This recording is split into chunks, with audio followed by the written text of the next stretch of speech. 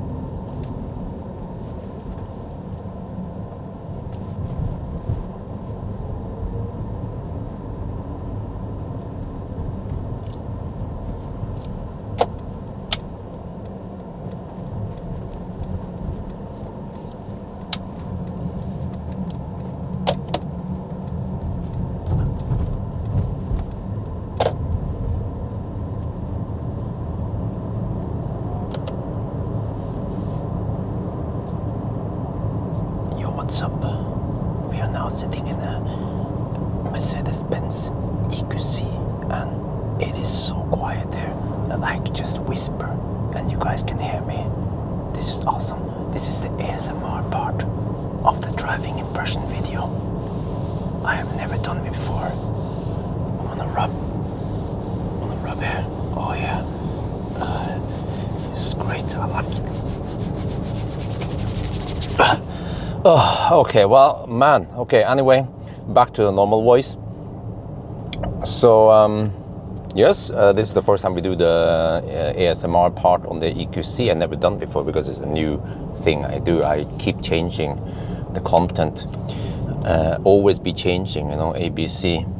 But, okay, so, you know, I think back then when I drove the EQC 2 years ago, you know, I went to Frankfurt with this car. Well, not this car, but the EQC, and back again. And it was great, but it was after I tested many other cars, after that one, that I realized how awesome the EQC is. So where do we start? For example, back then, I didn't do acceleration test, so now we do it. I can tell you that you guys saw it initially, that when we just floor this thing, okay, it has that little lag, and then zoop, but we can turn in some sport mode here. Let's do that. You see, let me just focus here. Yes, always blink to the left, and then blink to the right. On the last exit you're supposed to take. I mean, when you pass the last exit before you actually exit. And now let's switch over to drive mode, sport. All right. Let's see now. Well, I have it I changed my mind. Let's go over here for once. We always change up how we do things. Okay. And you can hear that because this is a Deutsche Elektroauto, premium Elektroauto. Everything is just dead silent, and it just sounds premium, like the door closing sound. What if you open the door? You see? Huh? Oh, you like that shit? Wait, I went to the park. What the heck? Okay, let's go. Let's hammer it.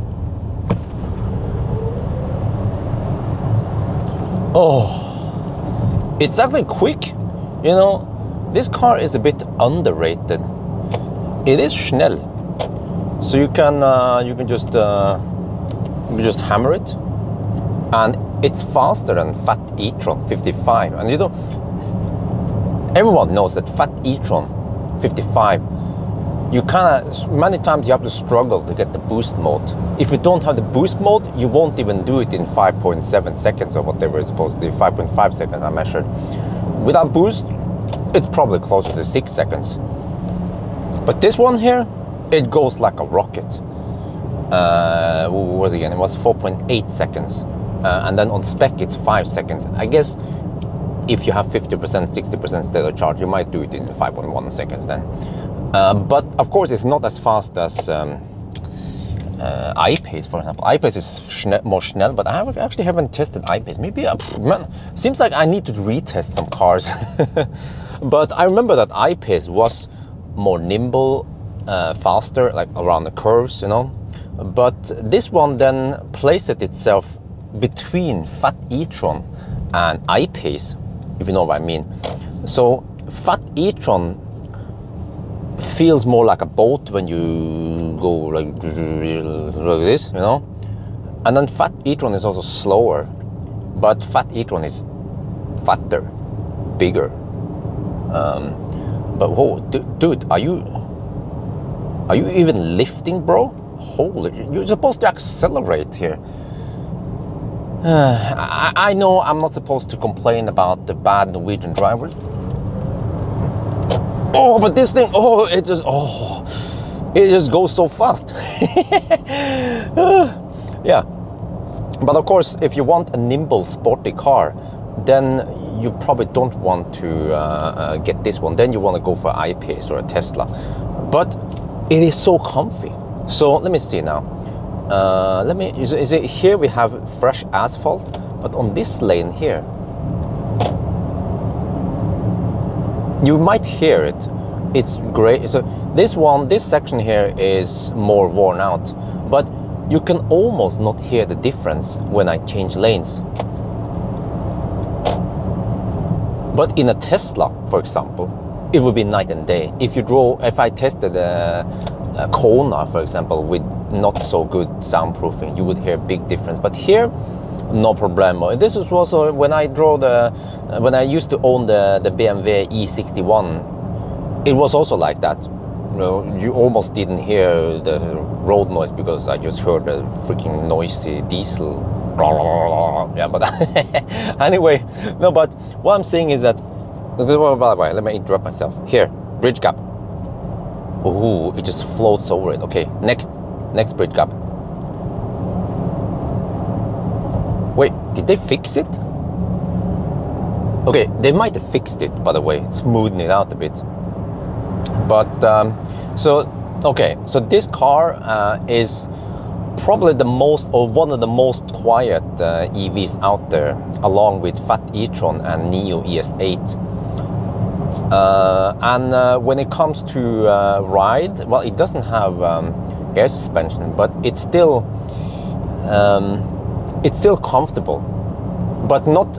I still feel like Fat e-tron and, for example, ES8 is even more comfortable.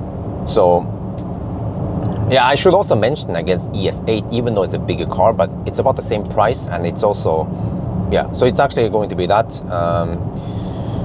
But what should I say? It's You know, I've been switching a little bit between driving this one and driving a Tesla. And when I drove when I drove Nyland Falcon, I almost felt like there was something wrong with Nyland Falcon. No, there's nothing wrong with Nyland Falcon. It was a P85 from 2013, by the way. It's just that the ride and the noise and everything in an old Tesla is not really that great. But of course, it's unfair to compare 2013 Model S versus this one. But it's just, I guess even if I drove a new Tesla today, a new Model S, it might also be something like that. Okay, this is also a big, I mean, a nice place with some bumps. So we can also go over here and see how it handles the bumps. And we have to go back and do a little back and forth here. But oh yeah, it's another thing. Regen, you see, it has almost one pedal driving. I like the strength of the Regen. Tire squeal like a pig. Yeah, bro. Just take it wide. Yeah. I know how it feels because I'm also a mother trucker. Well, I used to be a mother trucker when I drove with trailer. So okay, I'm gonna shut up here. Listen.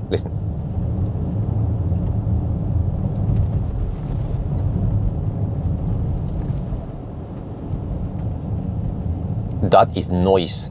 That is very noise indeed. So yeah, I like it. The ride and yeah, I was about to say, okay, and of course it's not too fair to compare to Model 3, but I drove the Model 3 today, standard range plus for Marcus Bil. Ding, thumbs up. I have to say, okay, in here you feel like you're sitting in a car. I mean, you have some panels around you, you have speakers, whatever. In the Model 3, I felt like I was sitting in an aquarium.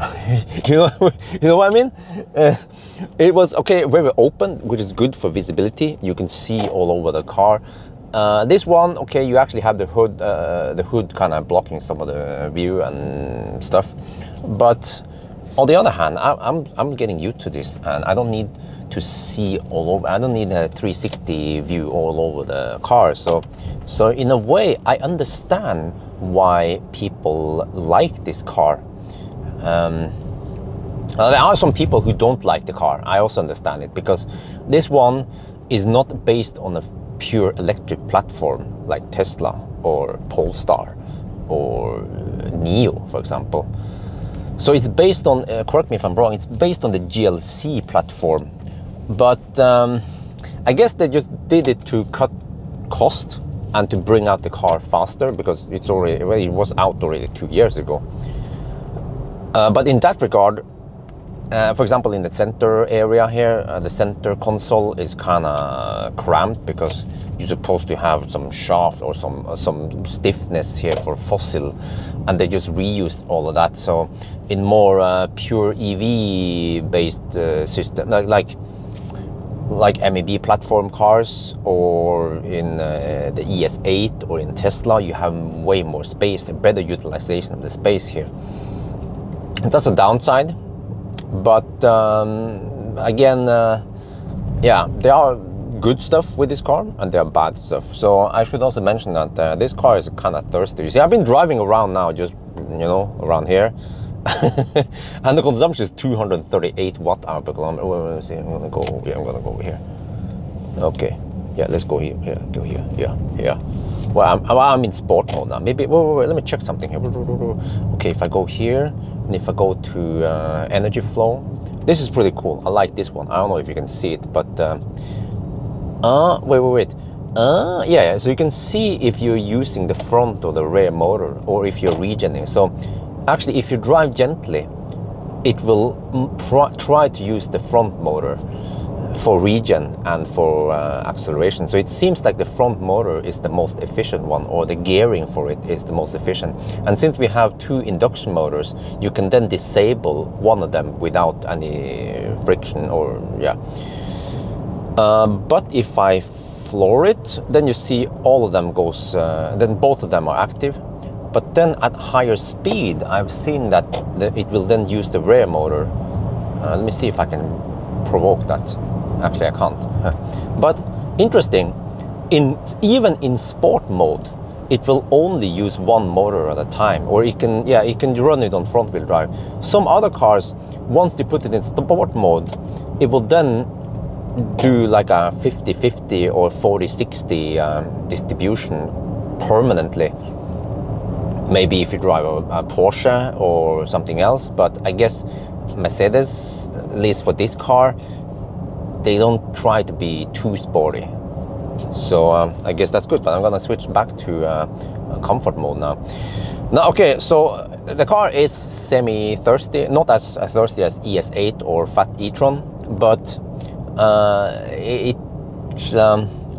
again, you know, I'm used to 200-250 watt-hour per kilometer consumption with this car. And then when I took the Model 3 Standard Range Plus for a spin, I saw almost half that consumption. I was averaging around 130 to 160 watt-hour per kilometer. But that's of course a Model 3, which cannot be compared with this one. But even the Model Y would be way more efficient. And you guys know it, the Model Y. So efficiency here might not be the best. And then also as for infotainment, I sometimes struggle a bit. Like you don't see state of charge in percentage on the screen here, like you can in a Tesla, like you can in an Audi, like you can in many Stellantis cars, a Polestar. So you have to go here to see state of charge. I'm that type of guy who wants to see percentage. You know, like how many of you guys on your phone? Okay, I'm not gonna. You see here? Okay. When I do this, I can see percentage here on my phone in digits. Now, how many of you guys have that feature active versus just having a battery bar? You see, I bet many of you guys want to see percentage on your phone. And don't you want to see the same thing in the car? Okay, anyway, let's stop ranting about it. What else? Well, you have buttons here for nav. Here you can go to navigation. The one good thing I like about the navigation here is that when you navigate somewhere, you will then see how many percent you will arrive with. Although, let me just quickly take this one for example. Okay, let me see. All right, it's not too far away, but okay, wait for it. It takes a little bit of time. There, we will arrive with 90%, and then I have a hotkey here, and then I can go to energy flow. Yeah, okay, I will spend 3% getting over to Metro or Lørenskog. I was there with Wi-Fi today. So that's cool that when you have to go to nav here, that you can see that. Okay, and there's another cool feature, augmented reality. I'm not sure if you can see. You see, it overlays where you go. It overlays where you're going on the screen here. This is proper AR, because I tried. That's pretty good. I tried in ID3, ID4, for example, the augmented reality, which is kind of annoying because you're supposed to have some shit on the windscreen, on the head-up display. The head-up display is just a bigger one, but okay, it's kind of neat when in the turn. Now I'm talking about ID4, right? Okay, let me show you here. I don't know if you can see it here, but this is pretty cool. We are entering the roundabout, and then there's a blue arrow there, overlaid. That is awesome. Like it just takes in the angle and everything, so it looks like it's a floating sign. That was super cool. The only problem is that when I'm driving, I'm looking here. I'm not looking here. but I guess I mean, okay, I'm also looking here. Okay, let's see now. So I guess maybe I just need to get used to it. But it would actually be better if this one was placed here or as close as possible to the viewing point. See, like here, yeah, this one, when we go straight, it's harder to see the overlay thing because it's like this, you know. Whereas if you come from the side, it will be like this. But that one is cool, with some limitations maybe. But overall, in general, I still find the user interface here to be it's like the same story for every legacy automaker out there, is that you have a fairly small screen. Speaking of small screen, I'm going to demonstrate something. Okay, let's go over here.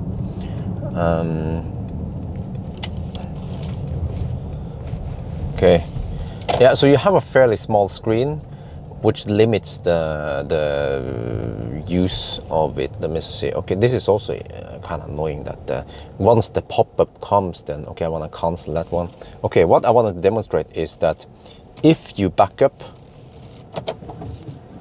there, then okay, it's kind of hard to see it at night, but the backup camera here is so small. Like you see this is the 360 view, which is full of schmutz, and this is the backup camera. I mean, it has high resolution, that's great, but it's so small. After getting used to Tesla and Nio also has a big screen and it's vertical. After getting used to those cars and I come to this one, I'd be like, what the heck is that shit? We're living in 2021. We have so tiny screens in some cars. It could be way bigger. Okay, well, you can say, well, but this is old car, Bjørn. No, you don't be so negative, because you should try the EQS instead. Yes, I know. But I'm reviewing this car right now. EQS will come soon. So, okay, well, I think my videos are getting too long. Let's go over here. And also, maybe I should mention the whole auto steer thing, because you guys saw it initially, but the auto steer works for the most part great, except for that it tends to get nervous, like now even, you see, just demonstrating. But even on the autobahn, well, okay, on the autobahn or motorway, it seems for the most part it works great, but once you get out of its comfort zone, then it doesn't work that great, unlike Tesla. I guess Tesla is the only one that kind of works great also on the B roads, the Bundesstraße, whereas this one is, I guess, is mainly for the A roads, but you will be driving on B roads a lot in Norway at least. But I guess this is kind of hard for me to demonstrate, but what I can tell you is that what I love about the EQC is that it is silent when it comes to bings and bongs. Let me just try to demonstrate here. Okay, I'm going to drive a little bit slow with auto steer, and eventually there will be a little reminder here that I have to grab the wheel. Okay, maybe it's a bad demonstration now because I'm driving so slow. There. But you see, it doesn't ding at me. It just reminds me to grab the wheel, but after a while, of course, it will ding at me. Okay, I have to take over. Okay, but and not only that, when you activate cruise control, like this, no sound. You deactivate it, no sound. You use auto steer, you change lane without blinker. Even if you change lane like a mofo, like I do, you shouldn't change lane without blinking. That's bad. But I just needed to demonstrate for you that there are no sounds. This is the way I like it. I'm half German after all. Is that I don't want the car to ding at me.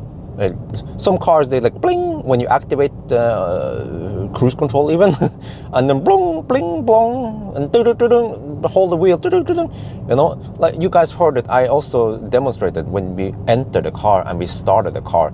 There was no annoying chime when you started the car. There was no annoying chime when I push start without what is it again? I just remember that I was complaining about the Ioniq, right? I had to test. Oh, they closed this one at night now. Shit. Okay, but anyway, let's test something. Yeah, okay, it bings here because this one though, yeah. This one always happens. I unbuckle.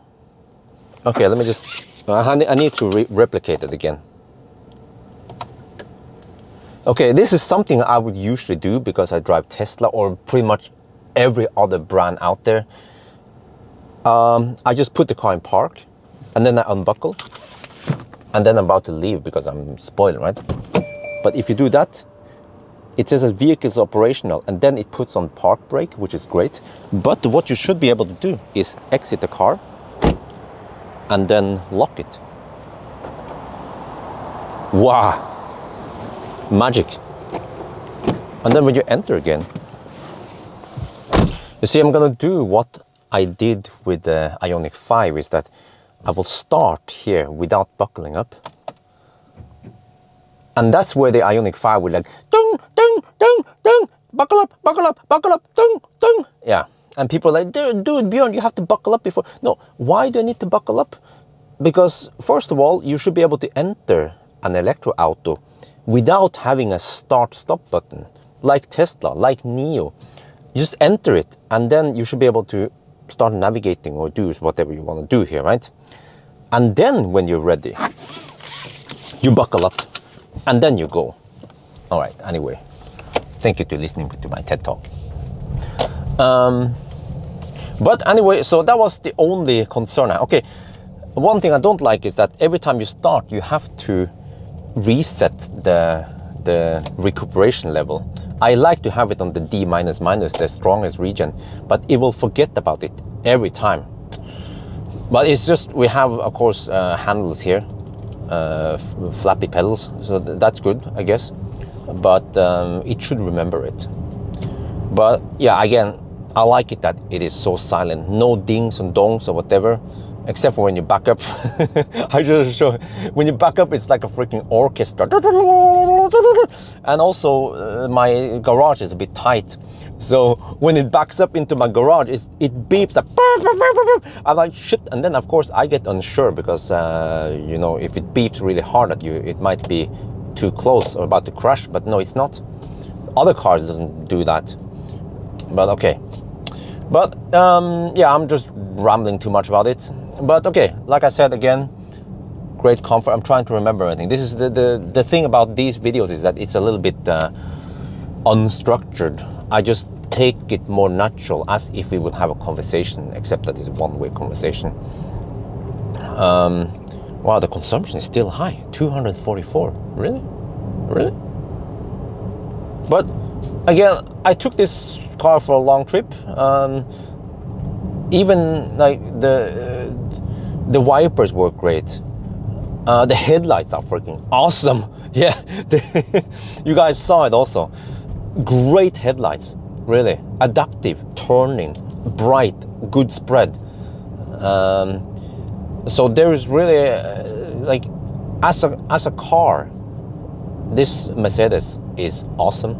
As an EV, however, it kind of lacks some features, like it doesn't preheat the battery before fast charging. It cold gates, actually. Even nowadays, it's not even that cold. It's, yeah, we have hot weather even in the November, and end of October, November. And you're supposed to get 107 kilowatt on a good day. But during my trip, even after driving a while, you know, and I like to hammer it, I only achieved around 90, 80 to 100 kilowatt roughly.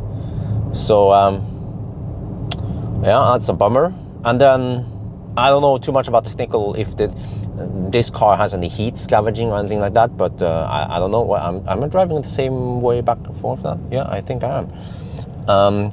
So yeah, so that one, yeah, I'm not too happy. Oh, dude, I'm gonna, oh shit. Where are you going? Dude, huh? What?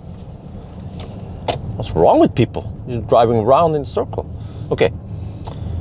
And I kind of wish that the infotainment and everything here was better, but I guess that doesn't matter too much, because I think I'm being picky and I should just not talk too much about what I think. Just show you guys the good and the bad, because if, holy shit, 19 NOK, 1.80, 1.8 euros per liter for 95 unleaded fuel, RIP fossil. Yeah, but there was actually a lot of things to like about this car, despite being fossil based. So yeah, I just noticed that Mercedes, they have been selling EQCs. You see, it came out 2 years ago. Was it 2 years ago? Something like that. But like, okay, many cars, they tend to get a good spike, boom, when it comes out. And then the sale almost dies out. But Mercedes is a well-known brand. It has good reputation. And it's been selling steadily in Norway over the years. So people are apparently happy with them. And as far as I know, I haven't heard of any major problems with the EQCs. For example, e-tron owners, many of them with panorama roof, they have leaking panorama roof. So a freaking 800, 900K car has water leaking into the footwell, left and right side. Several cars have that. I-Pace had some problems with black screens, blue screen. The e-tron also had that. And many I-Paces, there was a period where lots of I-Paces were just bricked, just stopped working, and they had to be rescued on flatbed. But I haven't heard of EQCs getting those problems. So, yeah, okay, I had one case, but that was with a press car. I had a faulty module, but that was just with that press car. Oh, okay, when I left the car, it reset all this stuff. Okay, let me just light up everything again. But, yeah, so as far as I know, reliability might be okay with this car. So let me see, we're going to try to get back, okay, but I don't want to make this video too long. It's just that, okay, would I buy the EQC? It's hard to tell. I might not, but who cares about my opinion, right? Because, mind you, this car cost 800,000 NOK in Norway. About 80,000 euros, 75k euros roughly. So it's an expensive car. So I would probably buy Tesla because I like Tesla, you know. Just like, why do you want to buy iPhone? You should buy a Samsung instead, right? No, but it's just personal preference. I would still go for a Tesla, but I'm not totally convinced even with the newest Tesla Model X, because those Falcon wing doors are troublesome. I hope they fix the half shaft rattling. And then, so if I would buy a crossover SUV, then I could consider this one or the fat e-tron or Model X refresh, right? I-Pace is actually too small. Or Neo ES8. Wow, Hongqi, of course. And then we have BYD Tang. I haven't tried BYD Tang yet, but I really love the ES8. So for me, if I needed some space, I would probably go for ES8. But it's a way bigger car. But that's the thing. Even if you spec up a signature top spec ES8, it will cost slightly less than this one, even. And then this one, at least this one model here, doesn't have a head-up display. I don't remember. I think it had head-up display, right? Or didn't it have it? I don't remember. But okay. But like I said, I mean, not everyone wants an iPhone or a Samsung. Not everyone wants a Chinese car. So in that regard, yes, if you are interested in an EQC, I'd say try it. There is a high chance you will like it. I like driving around with this. So, and we don't need too much space. So I guess even for wifey, she wouldn't mind going on a trip with the EQC. But even she noticed that the comfort or the ride or the suspension on the EQC is not on the same level as ES8 or of course Fat e-tron. But on the other hand, it's more nimble. I noticed it immediately when I sat in here and started driving. Like, this is more nimble than Fat e-tron or ES8. So then, yeah. So now you guys kind of get an idea of what to expect. But by the end of the day, you have to be the one testing the car. But overall, I like it. I like how to, and also I should mention also freaking Burmeister sound system. I listened to it once again on the trip recently when I went to the Arctic. I mean, I went to hunt for Aurora. Holy macaroni! It sounds so great.